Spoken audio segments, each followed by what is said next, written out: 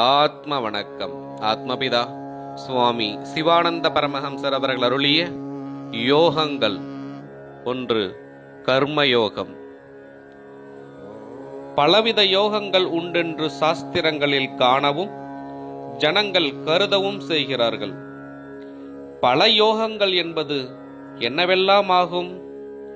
கர்மயோகம், ஹடயோகம், ராஜயோகம் முதலான அஷ்டாங்க யோகங்கள் உண்டென்றாகும் அறிகிறது.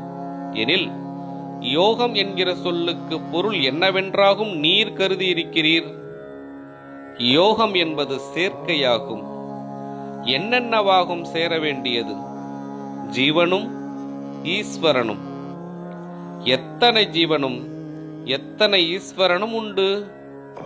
ஒரே ஜீவனும் ஒரே ஈஸ்வரனும்.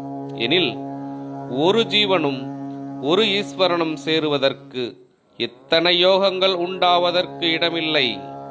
என்னவென்றால் யோகம் என்பது ஒன்றே ஆகின்றது. அது ஜீவேஸ்வர ஐக்கியமாகும். அதற்கு பல ஆசாரியர்கள் காரண நிமித்தம் பல பெயர்களும் கொடுத்திருப்பதல்லாமல் அநேக யோகங்கள் இல்லை. எல்லாம் ஒன்றுதான் ஆகும். எப்படியென்றால் கர்மம் என்பது ஜீவசக்தியாயிருக்கின்ற வாயுவாகும் என்று முன் 8ஆம் அத்தியாயத்தில் சொல்லப்பட்டுள்ளதல்லவா?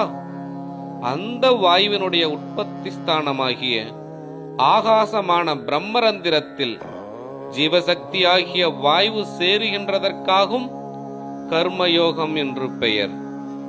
ஆத்ம வணக்கம்.